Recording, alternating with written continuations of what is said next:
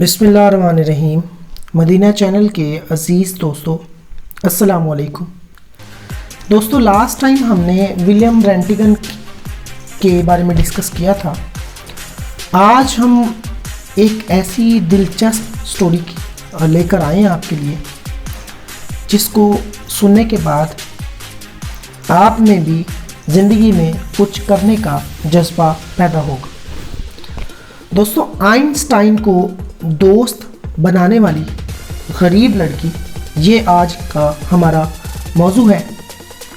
اس غریب لڑکی کے بارے میں ہم ڈسکس کریں گے جو ایک فارم ہاؤس پر بچوں کی دیکھ بھال کرتی تھی۔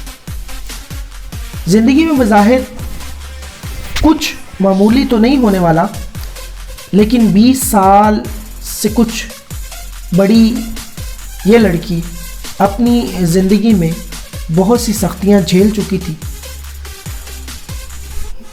یہ 20 سالہ لڑکی ماریا کے نام سے اس دنیا میں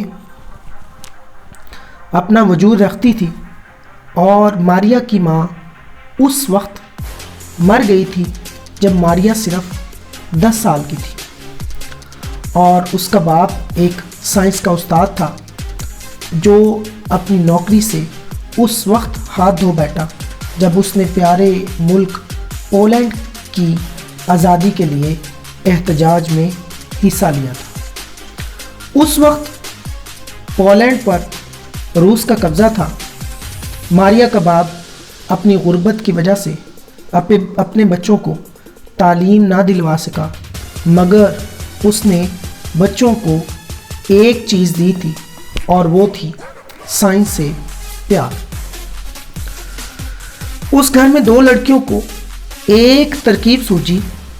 چھوٹی لڑکی گھریلو کام کاج سے پیسے کمائے گی اور بڑی اپنی تعلیم جاری رکھے گی، اور پھر 2 سال بعد بڑی لڑکی آمدن کے لیے کچھ کام کرے گی اور چھوٹی لڑکی اپنی تعلیم دوبارہ شروع کرے گی۔ اس طرح چھوٹی لڑکی یعنی ماریا نے فارم ہاؤس پر بچوں کو دیکھ بھال کا کام شروع کر دیا۔ دونوں لڑکیاں اپنے منصوبے پر خوش اور مطمئن تھیں۔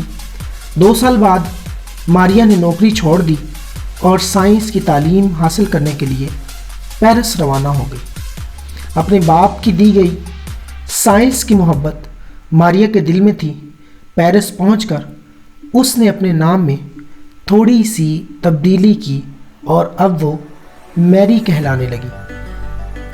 دوستو ایک دن وہ اپنے سائنسی تجربات کے لیے ایک لیبارٹری گئی، جہاں اس کی ملاقات ایک خوبصورت فرانسیسی نوجوان سے ہوئی جو اس لیبارٹری کا انچارج تھا۔ پیری کیوری لیبارٹری انچارج میری کی محبت میں گرفتار ہو گیا، اور کچھ عرصہ بعد دونوں نے شادی کر لی۔ اب اس کا نام میری کیوری تھا۔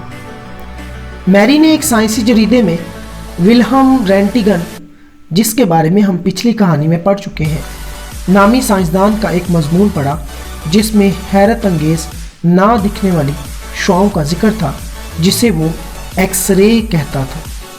میری نے فیصلہ کیا کہ وہ ان شعاؤں پر تحقیق کرے اور دیکھے کہ کیا اور مادوں میں بھی ایسی نہ نظر آنے والی شعائیں نکلتی ہیں۔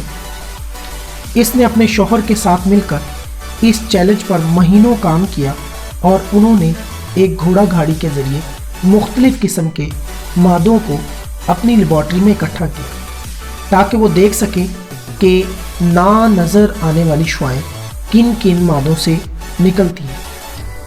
ان کو 2 بہت بڑی کامیابیاں ملی۔ سب سے پہلے انہوں نے ریڈیم، جو کہ ایک ریڈیو ایکٹیو میٹل ہے، کو دریافت کیا، جس میں سے اب تک ناپی جانے والی سب سے زیادہ نہ نظر آنے والی شعائیں نکلتی تھیں۔ دوسرا، سائنس کی ایک نئی شاخت کو دریافت کیا جسے ریڈیو ایکٹیویٹی کا نام دیا گیا۔ ان شعاؤں کے آج کل کی دنیا میں بہت سے عملی استعمال ہیں۔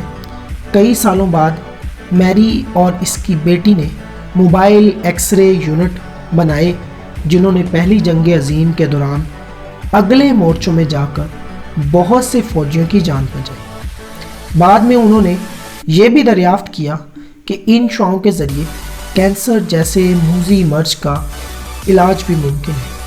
میری کو اس کی سائنسی خدمات کے صلے میں 2 نوبل انعامات سے نوازا گیا اور وہ آئنسٹائن کی دوست بن گئی۔ لیکن ناظرین، ایک چیز جو اس وقت نہیں جانتی تھی وہ ریڈیو ایکٹیویٹی کا انسانی صحت پر خطرناک اثرات تھے۔